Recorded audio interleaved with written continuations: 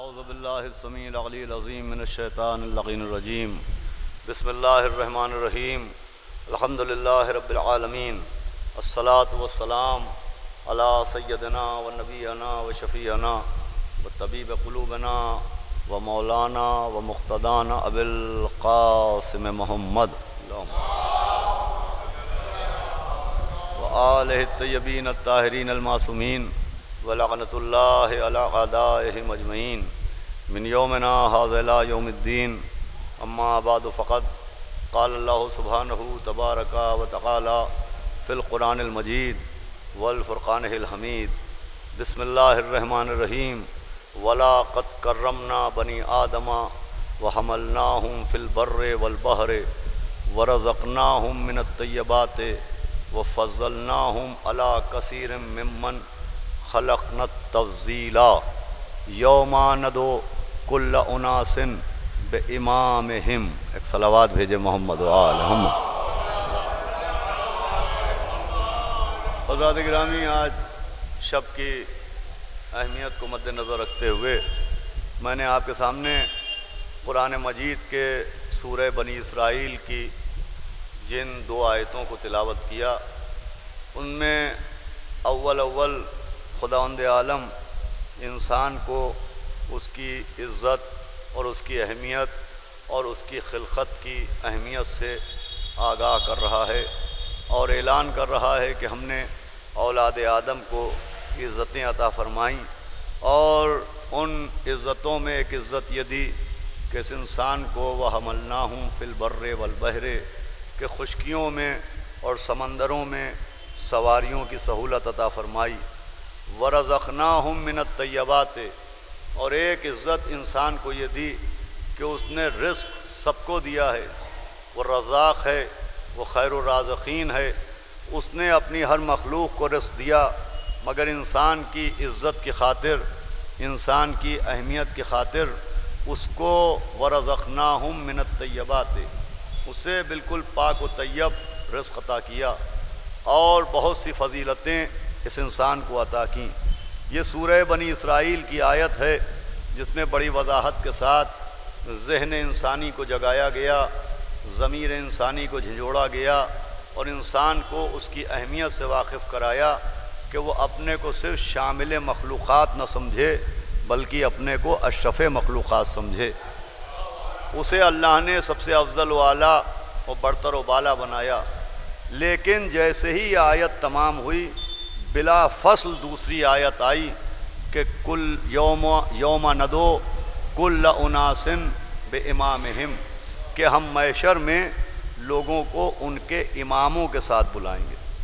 آپ ذرا یہ حکمت قرآن دیکھیں، یہ طریقہ تبلیغ قرآن دیکھیں کہ ایک آیت میں انسان کی عزت کا ذکر ہوا اور بلا فصل امام کی اہمیت کا ذکر ہوا۔ صلوات پڑھیں محمد و آل محمد۔ یعنی کوئی فاصلہ نہیں ان دونوں آیتوں کے بیچ میں، جیسے ہی عزت انسانی کا ذکر تمام ہوتا ہے ویسے ہی عظمت امام کا ذکر شروع ہو جاتا ہے۔ بغیر فاصلے کے اللہ نے انسان کی عزت اور اس کی اہمیت اور اس کی خلقت کا ذکر کرنے کے بعد فوراً امام کی اہمیت کا ذکر کیا۔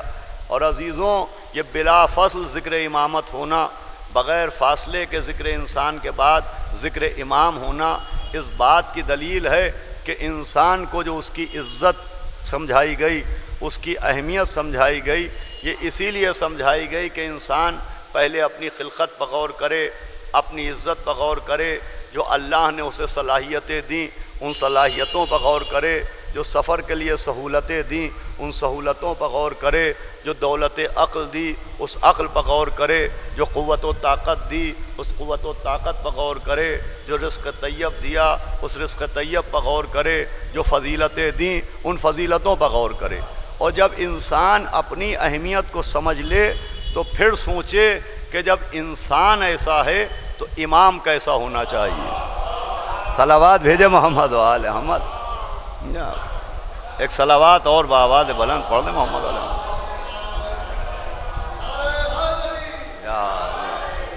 اللہم صل علی محمد کہ جب انسان ایسا ہے تو امام کو کیسا ہونا چاہیے؟ ایسے انسان کے امام کو کیسا ہونا چاہیے. جو انسان کو اس کی عزت سمجھائی ہے، اہمیت سمجھائی ہے، تو اسی لیے سمجھائی ہے کہ جب انسان ایسا ہے تو پھر ایسے انسان کا امام کیسا ہونا چاہیے. انسان ہدایت لینے کے لیے دنیا میں آیا ہے، امام ہدایت دینے کے لیے دنیا میں آیا ہے. تو جب ہدایت لینے والے ایسے ہیں تو ہدایت دینے والے کیسے ہوں گے؟ ایک صلوات بھیجے محمد و آل محمد. جب ہدایت لینے والوں کا یہ رتبہ ہے تو پھر ہدایت دینے والوں کا کیا رتبہ ہوگا؟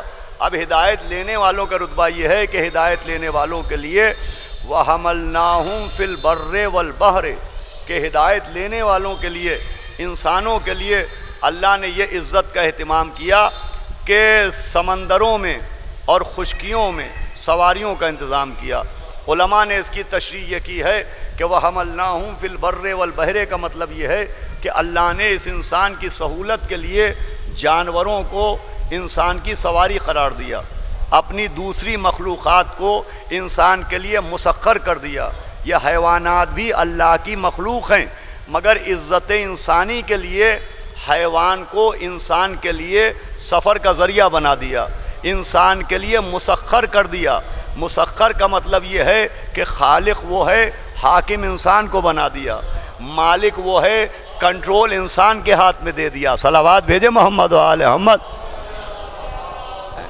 کہ انسان کو یہ عزت دی کہ حیوانوں کو انسان کے لیے مسخر کیا کہ یہ حیوان بھی ہماری مخلوق ہیں، یہ اونٹ بھی ہم ہی نے خلق کیے ہیں، یہ گھوڑے بھی ہم ہی نے خلق کیے ہیں، لیکن ہم نے تمہاری عزت کی خاطر ان کا کنٹرول تمہیں دے دیا ہے کہ یہ تمہارے اشاروں پر کام کریں، یہ تمہارے مطیع بن جائیں، یہ تمہاری اطاعت کریں. یہ انسان کی عزت کی دلیل ہے. اسی لیے سفر دعا میں 8ویں امام فرماتے ہیں بسم اللہ الرحمن الرحیم سبحان الذی سخر لنا ھذا. صلوات بھیجے محمد و آل محمد. کہ جب سواری پر بیٹھو یہ دعا تو یہ دعا کرو کہ اے اللہ اس سواری کو ہمارے لیے مسخر کر دے، یعنی ہمارا مطیع بنا دے، ہمارا فرما بردار بنا دے.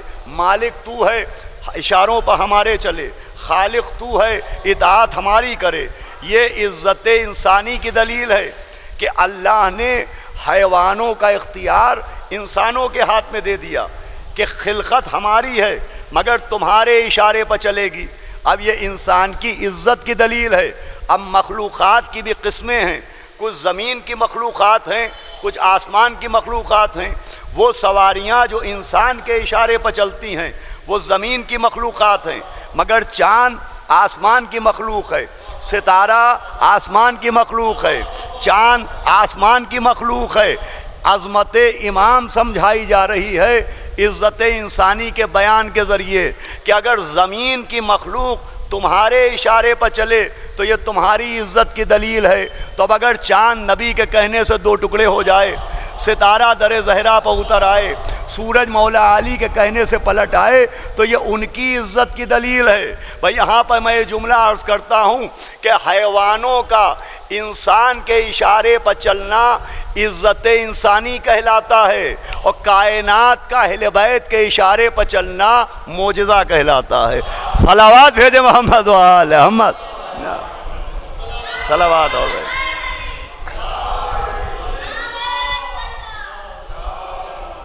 تو عزیزان گرامی، انسان کو جو اتنی عزت دی، بس کچھ شعراء کرام تشریف لے آئیں، وہ اگر باہر ہیں تو اندر آ جائیں.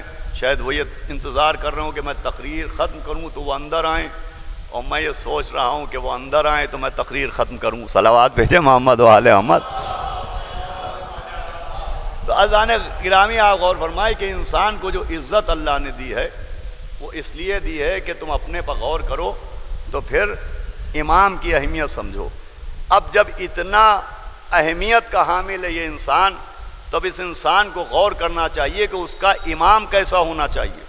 اس لیے کہ ہر آدمی اپنے اسٹیٹس کو مینٹین رکھنا چاہتا ہے. بھائی اگر کوئی انسان کسی بڑے عہدے پر پہنچ جاتا ہے تو وہ مکان بھی ایسا ڈھونڈتا ہے جو اس کی عزت کے اضافے کا سبب بنے، وہ سواری بھی ایسی منتخب کرتا ہے جو اس کی عزت کے اضافے کا سبب بنے، وہ احباب بھی ایسے ڈھونڈتا ہے جو اس کی عزت کے اضافے کا سبب بنے، وہ علاقہ بھی ایسا ڈھونڈتا ہے جو اس کی عزت کے اضافے کا سبب بنے. ادھر ہمیں دنیاوی عہدہ ملا، تو اب اگر دنیاوی عہدہ ملتا ہے تو ہم اس عہدے کے مینٹین کرنے کے لیے، اپنے اسٹیٹس کو برقرار کرنے کے لیے اسی کے مطابق مکان ڈھونڈتے ہیں، اسی کے مطابق سواری ڈھونڈتے ہیں، اسی کے مطابق علاقہ ڈھونڈتے ہیں۔ تو جب اللہ نے انسان کو اتنی عزت دی ہے تو عزت انسانی کو مینٹین کرنے کے لیے امام بھی ایسے ہی ڈھونڈنا چاہیے۔ اب اگر ایسے عزت دار انسان کا امام معصوم نہ ہوگا، اگر ایسے انسان کا امام معصوم نہ ہوگا، اگر ایسے انسان کا امام امیر المومنین نہ ہوگا، اگر ایسے انسان کا امام امام المتقین نہ ہوگا، اگر ایسے انسان کا امام کل ایمان نہ ہوگا، اگر ایسے انسان کا امام مرد میدان نہ ہوگا، اگر ایسے انسان کا امام جناب امیر نہ ہوگا، اگر ایسے انسان کا امام مولائے غدیر نہ ہوگا، اگر ایسے انسان کا امام ساقی کوثر نہ ہوگا، اگر ایسے انسان کا امام فاتح خیبر نہ ہوگا، اگر ایسے انسان کا امام شوہر بطول نہ ہوگا، اگر ایسے انسان کا امام وصی رسول نہ ہوگا، تو اس سے امامت پر حرف نہیں آئے گا، انسان کی عزت پر حرف آئے گا۔ صلوات بھیجے محمد و آل محمد۔ اور فرمایا اگر ایسے انسان کا امام معصوم نہ ہوگا تو اس سے امام کے رتبے پر اثر نہیں پڑے گا، خود انسان محشر میں رسوا آیا ہے کہ ایسا ہو کے کیسے کے پیچھے آیا۔ صلوات بھیجے محمد و آل محمد۔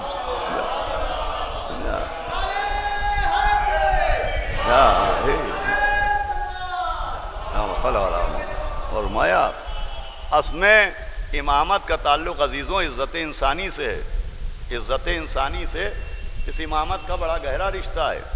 اسی لیے جناب ابراہیم کو جب اللہ نے امام بنایا تو یہ لفظ انسان مسلسل امام کے ساتھ آیا، چونکہ انسان کی عزت کا بہت گہرا تعلق امامت سے ہے۔ عزت انسانی تبھی تک محفوظ ہے جب تک ہاتھ میں دامن امام معصوم رہے گا، ورنہ عزت انسانی برباد ہو جائے گی، انسان کی رسوائی ہے۔ جناب ابراہیم کو اللہ نے امام بنایا، فرمایا انی جعلک للناس اماما، کہ ہم نے آپ کو انسانوں کا امام بنایا۔ صلوات بھیجے محمد و آل محمد۔ اور کیا آپ نے بھئی قرآن کی آیت میں جناب ابراہیم کی امامت کا بھی اعلان ہوا تو وہاں بھی انسان کے لفظ کے ساتھ ہوا کہ انی جعلک للناس اماما، کہ ہم نے آپ کو انسانوں کا امام بنایا۔ بل لیجئے ناظم محفل جناب نیر مجیدی صاحب تشریف لا چکے ہیں اور تقریر بس آخری مرحلے میں ایک بآواز بلند صلوات پڑھ کے آپ ان کا استقبال کریں۔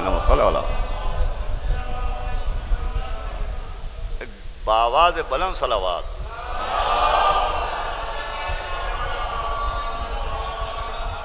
ایک افطار کے بعد کی صلوات۔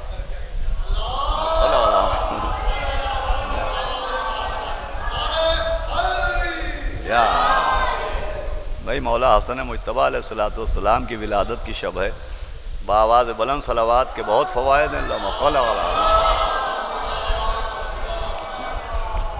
تو عزیزوں میں عرض کر رہا تھا کہ انسان کی عزت کا امامت سے بڑا گہرا تعلق ہے۔ جناب ابراہیم کو اللہ نے امام بنایا، فرمایا انی جعلک للناس اماما، کہ ابراہیم ہم نے آپ کو انسانوں کا امام بنایا۔ اس کا مطلب امامت کا عزت انسانی سے بڑا گہرا تعلق ہے۔ یہی وجہ ہے کہ اللہ نے جناب ابراہیم کو نبی بھی بنایا، رسول بھی بنایا، معمار کعبہ بھی بنایا، ذبیح اللہ کا بابا بھی بنایا، بیت اللہ کا مزدور بھی بنایا، اپنا خلیل بھی بنایا، مگر قرآن میں اس وضاحت کے ساتھ نبوت کا تذکرہ نہیں ہوا ہے جس وضاحت کے ساتھ جناب ابراہیم کی امامت کا ذکر ہوا ہے۔ رسالت کا ویسا ذکر نہیں ہوا ہے جس وضاحت کے ساتھ امامت کا ذکر ہوا ہے۔ اللہ نے حضرت ابراہیم کو نبی بھی بنایا، مگر کیوں بنایا یہ نہیں بتایا، رسول بھی بنایا مگر کیوں بنایا یہ نہیں بتایا، خلیل بھی بنایا مگر کیوں بنایا یہ نہیں بتایا، معمار کعبہ بھی بنایا مگر کیوں بنایا یہ نہیں بتایا، مگر جب امام بنایا۔ آئیے سید بھائی صلوات پڑھیں، ایک صلوات اور بھیجے محمد والے۔ مگر جب امام بنایا تو بڑی وضاحت فرمائی کہ ہم نے کلمات کے ذریعے ابراہیم کا امتحان لیا، اور جب وہ امتحان میں کامیاب ہو گئے تو فرمایا انی جعلک للناس اماما قال ومن ذریتی، انہوں نے کہا اور میری اولاد بھی امام بنے گی، قال لا ینال عہد الظالمین۔ ایسا ذکر نبوت ابراہیم کے لیے نہیں قرآن میں، جناب ابراہیم کی نبوت کے لیے وضاحت نہیں ہے کہ ہم نے کلمات کے ذریعے امتحان لیا پھر نبی بنایا، انہوں نے کہا میرے بیٹے بھی نبی بنیں گے، کہاں بنیں گے مگر ظالموں میں سے کوئی نہیں بنے گا۔ رسول بھی بنایا، قرآن میں ذکر نہیں ہے کہ ہم نے امتحان لیا پھر رسول بنایا اور پھر انہوں نے کہا میرے بیٹوں میں بھی کوئی رسول بنے گا، نہ، امامت کے لیے خاص ذکر ہے کہ ہم نے ان کا کلمات کے ذریعے امتحان لیا پھر امام بنایا۔ نبوت کے لیے امتحان کا ذکر نہیں آیا، رسالت کے لیے امتحان کا ذکر نہیں آیا، امامت کے لیے ذکر آیا کہ ہم نے امتحان لیا تب انہیں امام بنایا۔ حالانکہ نبی وہ پہلے سے تھے، رسول پہلے سے تھے، اس کا مطلب نبوت کی صلاحیت موجود تھی، رسالت کی صلاحیت موجود تھی، مگر قرآن نے یہ نہیں کہا کہ ہم نے نبوت کی صلاحیت کی وجہ سے امام بنایا، ہم نے رسالت کی صلاحیت کی وجہ سے امام بنایا، کہ کلمات کے ذریعے امتحان لیا پھر امام بنایا۔ قرآن نے سمجھایا جب ابراہیم جیسا صلاحیت کے بل پر امام نہ بنا تو کوئی صحابیت کے بل پر کہاں سے بن جائے گا؟ صلوات بھیجے محمد و آل محمد پر۔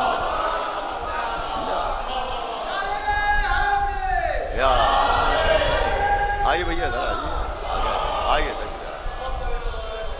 تو عزیزوں بڑی وضاحت کے ساتھ جناب ابراہیم کا ذکر ہوا، اس لیے کہ انسان کا تعلق امام سے ہے، امام کی پیروی سے عزت انسانی میں اضافہ ہوتا ہے۔ بس آخری بات ہے، اسے 2-4-5 منٹ میں سماعت کر لیجئے اور میں گفتگو کو تمام کر دوں کہ جناب ابراہیم کی امامت کا اس وضاحت سے ذکر کیا تاکہ پیغام پہنچ جائے کہ انسانوں کا امام، یہ بڑا خاص جملہ ہے، انسانوں کا امام کم سے کم حضرت ابراہیم جیسا ہونا چاہیے۔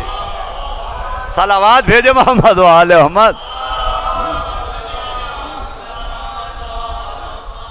انسانوں کا امام منیمم کوالیفیکیشن یہ ہے کہ اسے ابراہیم جیسا ہونا چاہیے، میکسیمم کی بات نہیں کی گئی، کم سے کم انسانوں کے امام کو ابراہیم جیسا ہونا چاہیے۔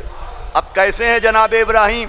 اب قرآن نے جہاں ان کی ضیافت کا ذکر کیا، مہمان نوازی کا ذکر کیا، تعمیر کعبہ کا ذکر کیا، ان کے اخلاق کا ذکر کیا، ان کی تبلیغات کا ذکر کیا، وہیں قرآن کی تفسیر میں جناب ابراہیم کا ایک واقعہ بھی موجود ہے، وہ سن لیجئے اور گفتگو تمام کروں کہ ایک دن جناب ابراہیم اپنے گھر والوں کے لیے گھر سے آٹا خریدنے نکلے کہ گھر میں کھانا پکے، اور جب وہ اپنے گھر والوں کے لیے آٹا خریدنے کے لیے نکلے اور بازار میں پہنچے تو دکانیں بند ہو چکی تھیں۔ اب کسی بھی دکان سے حضرت ابراہیم کو آئیے آگے بھائی تشریف لے آئے، آٹا نہ ملا، تو اب جس برتن میں یا جس کپڑے کے تھیلے میں وہ آٹا لینے گئے تھے وہ خالی ہاتھ واپس پلٹے۔ ادھر جب گھر قریب آنے لگا تو حضرت ابراہیم کے دل میں خیال آیا کہ گھر والے منتظر ہیں کہ اب رزق آئے اور کھانا پکے، اب آٹا آئے اور روٹیاں پکے، لیکن میں تو خالی ہاتھ واپس آ رہا ہوں۔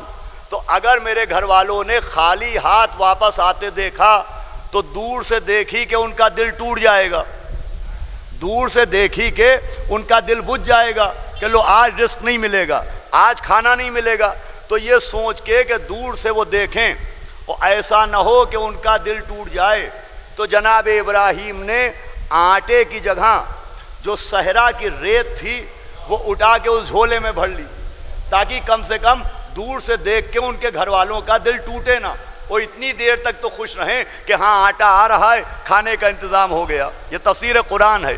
اب جو جناب ابراہیم نے اس جھولے میں، اس تھیلے میں اس ریگے صحرا کو بھرا اور گھر میں لے کے آئے تو گھر والے دوڑتے ہوئے آگے بڑھے اور ان کے ہاتھ سے وہ جھولا لیا یہ سوچ کے کہ آٹا ہوگا، اور ابراہیم اس میں ریت لے کے آئے ہیں۔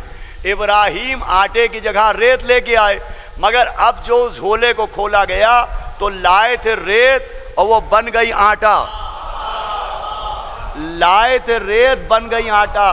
یہ ریت آٹا نہیں بنی ہے، امامت کی ایک پہچان بنی ہے۔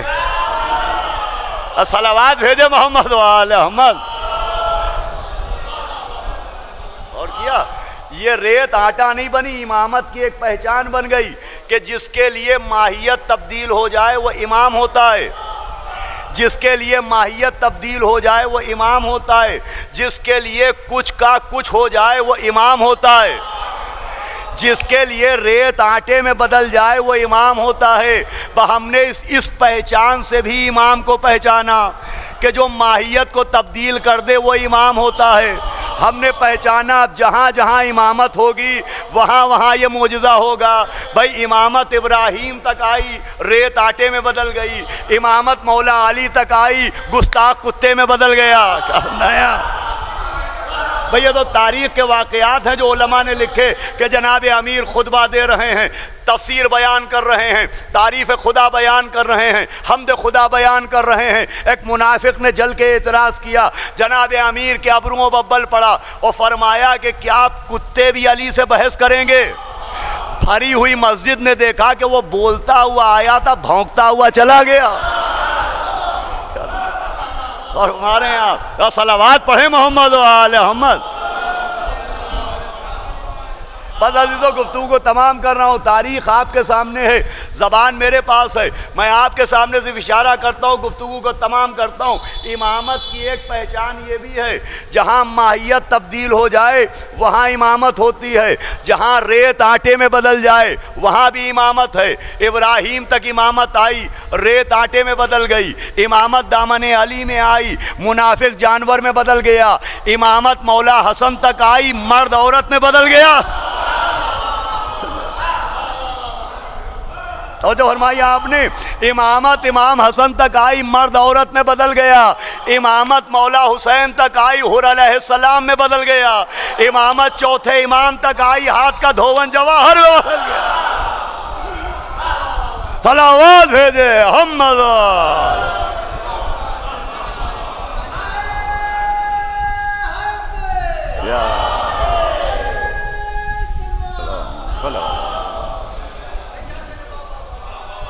اور ہمارے یہ ایک پہچان ہے۔ مولا حسن علیہ السلام کا بڑا مشہور واقعہ ہے کہ آپ معاویہ ملعون کے دربار میں تھے اور آپ خطبہ دے رہے تھے، تو آپ نے فرمایا کہ ہمارا اختیار یہ ہے کہ میں چاہوں تو ابھی شام کو عراق میں تبدیل کر دوں، عراق کو شام میں تبدیل کر دوں۔ تو ایک منافق نے بڑی ہی گستاخی کی حضرت کی شان میں، جس کو دہرانا بھی خلاف ادب ہوگا، تو امام نے اس کی جانب دیکھا، وہ کہا میرا اختیار دیکھنا چاہتا ہے؟ اور یہ کہنے کے بعد کہا کہ ارے تو مردوں میں کہاں سے آ گئی؟ صلوات بھیجے محمد و آل محمد، صلوات بھیجے محمد و آل محمد۔ اب دیکھیں یہ جو فضائل ہوتے ہیں جو کتابوں میں لکھے گئے ہیں، یہ فضائل بہت سے لوگ بغیر فضائل کے مجلس میں پڑھ رہے ہیں، اور بہت سے لوگ بغیر فضائل والی مجلس سن رہے ہیں۔ صلوات بھیجے محمد و آل محمد۔ سمجھا کہ یہ دعا والی مجلس ہے اور یہ مسائل والی مجلس ہے اور یہ کام والی مجلس ہے اور فضائل سے بزن ہے۔ اب تو مجھے تو لگتا ہے تھوڑے دنوں بعد ایسی مجلسوں میں مجمع ہوگا جس میں میں اعلان کروں گا کہ کل انشاءاللہ مجلس میں آئیے گا تو میں آپ کو بتاؤں گا انسان دبلا کیسے ہوتا ہے، بی پی کم کیسے ہوتا ہے، شوگر مٹتی کیسے ہے۔ صلوات بھیجے محمد و آل محمد۔ یعنی مجلس کا بیان نہیں رہے گا، بابائیت میں بدل جائے گا۔ صلوات بھیجے محمد و آل محمد۔ بہرحال مجلسیں تو وہی ہیں جس میں فضائل پڑھے جائیں، مجلس اعضاء اسی کو کہتے ہیں، اس لیے کہ فضائل سے عرفان امام پیدا ہوتا ہے۔ فضائل نہیں ہوتے، امامت کو پہچاننے کا ذریعہ ہوتے ہیں۔ فضائل امامت کو پہچاننے کا ذریعہ ہوتے ہیں، چنانچہ خود امام علیہ السلام سے جب بھی کسی نے تقریر کے لیے کہا ہے تو خود ائمہ معصومین نے فضائل ہی بیان کیے ہیں۔ چنانچہ مولا کائنات جناب امیر المومنین غالب کل غالب حضرت علی ابن ابی طالب ایک دن خطبہ دے رہے تھے، وہ آپ خطبہ دے کے ممبر سے اترے، اس کے بعد مولا حسن علیہ السلام کی طرف دیکھا، وہ کہا بیٹا ذرا آپ بھی ممبر پر جائیں، وہ اپنے کو پہچنوائیں۔ اللہ اکبر۔ جناب امیر نے کہا بیٹا ذرا آپ بھی ممبر پر جائیں، وہ اپنے کو پہچنوائیں۔ امام حسن علیہ السلام ممبر پر آئے، فرمایا بسم اللہ الرحمن الرحیم، قال رسول اللہ صلی اللہ علیہ وآلہ وسلم انا مدینۃ العلم و علی بابھا. صلوات بھیجے محمد وآل محمد. بھائی پڑھے لکھے لوگ بیٹھے ہوئے ہیں. شیخ مفید نے، شیخ صدوق نے اس واقعے کو بڑی اہمیت کے ساتھ درج کیا ہے کہ مولا حسن علیہ السلام سے فرمایا آپ بھی جائیں اپنے کو پہچنوائیں. اللہ اکبر. یعنی اپنی معرفت کرائیں لوگوں کو. تو مولا حسن ممبر پائے فرمایا قال رسول اللہ، بس اتنا ہی ہے، اس کے علاوہ کچھ نہیں ہے. قال رسول اللہ صلی اللہ علیہ وآلہ وسلم انا مدینۃ العلم و علی بابھا. فرمایا کہ میرے جد رسول خدا نے فرمایا کہ میں علم کا شہر ہوں، علی اس کا دروازہ ہے. یہ کہہ کہ امام حسن علیہ السلام ممبر سے اتر آئے. مولا علی نے مولا حسین کو دیکھا، کہا بیٹا آپ بھی ممبر پر جائیں، آپ بھی اپنے کو پہچنوائیں. اللہ اکبر. تو مولا حسن ممبر پر گئے، فرمایا بسم اللہ الرحمن الرحیم. قال رسول اللہ صلی اللہ علیہ وآلہ وسلم انا دار الحکمت و علی بابھا. صلوات بھیجے محمد وآل محمد. کہ میں حکمت کا گھر ہوں، علی اس کا دروازہ ہے. ارے مولا علی نے کیا فرمایا کہ جائیں ممبر پر پہچنوائیں. مولا حسن ممبر پائے، مولا علی کے لیے حدیث پڑھی. مولا حسین ممبر پائے، مولا علی کے لیے حدیث پڑھی. سمجھائے دیکھو ہم امام ہیں مگر ہماری پہچان کا ذریعہ بھی علی ہیں. تم کس کھاتے میں ہو؟ صلوات بھیجے محمد وآل محمد. آئیے بعد آلے کی رائے گفتگو تمام ہوئی.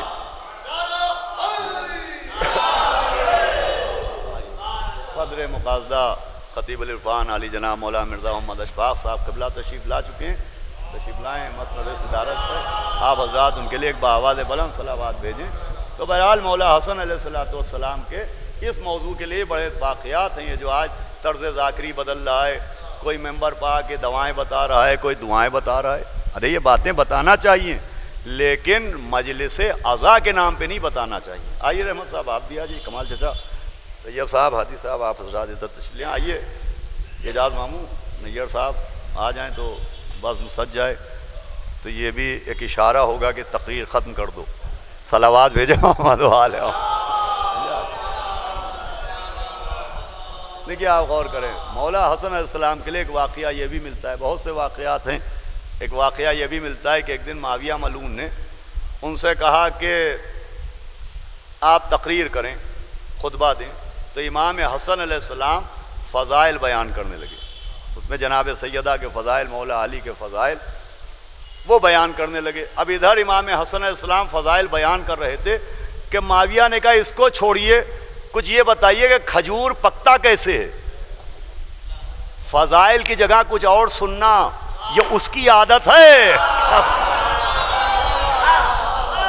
صلوات بھیجے محمد وآل محمد.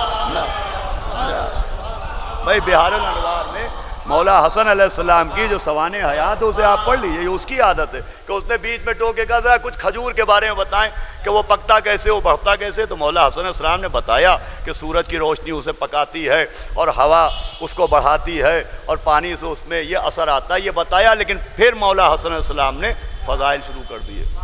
اب جو فضائل شروع ہوئے تو اس نے فوراً اذان کہلوائی. دیکھیے مشہور یہی ہے کہ جب چوتھے امام علیہ السلام خطبہ دے رہے تھے تو یزید نے اذان کہلوائی. خالی یزید کے لیے نہیں ہے، اس سے پہلے امام حسن علیہ السلام فضائل بیان کر رہے تھے تو معاویہ نے کہا اذان کہو.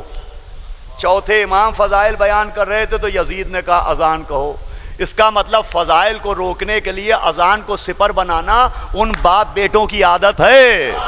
آپ میں کہاں سے آ گئی؟ صلوات بھیجے محمد وآل. بھئی ہمارے اساتذہ تشریف فرمائیں. اب بڑے اعتماد کے ساتھ میں گفتگو کروں گا اس لیے کہ ہمارے اساتذہ یہاں بیٹھے ہوئے ہیں. چوتھے امام کے لیے تو بہت پڑھا جاتا ہو، اس کو دلیل بنایا جاتا ہے کہ صاحب چوتھے امام صاحب نے خطبہ روک دیا. وہ کتاب دکھائیے کہ جس نے خطبہ روکا ہو تو میں مجلسیں پڑھنا چھوڑ دوں گا. وہ کتاب دکھا دیجئے کہ جس میں انہوں نے خطبہ روک دیا ہو. ارے دمت الساکبہ ہو، مالی السبتین ہو، نفس المحموم ہو، بحال الانوار ہو، جتنے بھی کتابیں جس میں یہ واقعہ میں نے پڑھا ہے عزیزوں، اس میں امام حسن علیہ السلام سے لے کے چوتھے امام علیہ السلام تک دونوں واقعوں میں بالکل کامن بات نظر آئی۔ ادھر امام حسن علیہ السلام خطبہ دے رہے تھے، معاویہ نے اذان کہلوائی۔ ادھر چوتھے امام فضائل بیان کر رہے تھے خطبے کے ذریعے، یزید نے اذان کہلوائی۔ اذان کے لیے رکے کہاں ہیں؟ اذان دو جملوں کا نام نہیں ہے، اللہ اکبر سے لے کے لا الہ الا اللہ تک کا نام ہے اذان۔ اب اگر کتاب میں یہ ہو کہ جیسے ہی اذان شروع ہوئی تو اللہ اکبر سے لے کے لا الہ الا اللہ تک خاموش بیٹھے رہے، یہ تو ہوا رکنا۔ لیکن وہ چچا اور یہ بھتیجے، ادھر مؤذن نے کہا اشہدو ان محمد رسول اللہ، وہ کہا یہ بتائیے تیرے نانا کا نام ہے کہ ہمارے نانا کا نام ہے؟ ارے اذان کے لیے رکے نہیں ہیں، مؤذن کو روکا ہے۔ صلوات بھیجے محمد والے، صلوات بھیجے محمد والے محمد۔ اب بہت جاہل لوگ ہیں جو فضائل کے دشمن ہیں، یہ کسی سازش کے تحت ہو رہا ہے۔ بہت سے تو نوکر ایسے ہیں کہ تنخواہ کسی سے لے رہے ہیں، کام کسی کے لیے کر رہے ہیں، انہیں پتہ ہی نہیں ان کا مالک کون ہے۔ صلوات بھیجے محمد والے محمد۔ یہ بدتمیز لوگ ہیں جو اذان کے نام پر اور نماز کے نام پر اور روزے کے نام پہ اور اعمال کے نام پہ آل محمد علیہ السلام کے فضائل سے دشمنی کر رہے ہیں، ان کو پتہ ہی نہیں ہے۔ وہاں امام حسن علیہ السلام کے مقابلے میں اذان دلوائی گئی، یہاں چوتھے امام، یہاں کوئی اذان سے جھگڑا تھوڑی ہے۔ ارے مولا علی کا ایک نام اذان بھی ہے، ہم سے بڑھ کے محب اذان کون ہوگا؟ صلوات بھیجے محمد والے محمد۔ بس اذان گرامی، تو امام حسن مجتبی علیہ السلام نے بھی اس فضائل کی اہمیت بیان کی، لہذا محفل فضائل سج چکی ہے، صدر محفل آ چکے ہیں، ناظم محفل آ چکے ہیں۔ مومنین جہاں جہاں ہوں، آواز سن رہے ہوں تو وہ بھی آ جائیں، بڑی بابرکت شب ہے، شب نزول قرآن ناطق ہے، اور یہ بھی اعمال شب قدر ہیں۔ صلوات بھیجے محمد وآل محمد۔ آئیے دعا کریں کہ مولا حسن مجتبی علیہ السلام کے صدقے میں ہمارے جناب اصغر کنتوری صاحب کو مولا حسن کا صدقہ ملے اور صحت کاملہ ملے، اور جیسے وہ اس بیماری میں اس بار زیارت کر کے آئیں، بار بار زیارت کو جائیں۔ دیکھیں زیارت امام حسین علیہ السلام کے لیے کہ دور والوں کو کم سے کم 3 سال میں ایک بار زیارت ضرور کرنا چاہیے، اور حدیثوں میں ہے کہ جو زیارت کو ترک کر دے جان بوجھ کے وہ اہل جہنم میں سے ہے۔ امام سے کسی نے پوچھا کہ اگر اسباب ہونے کے باوجود بھی کوئی زیارت کو نہ جائے تو فرمایا ہم نے اسے آخ کر دیا۔ صلوات بھیجے محمد۔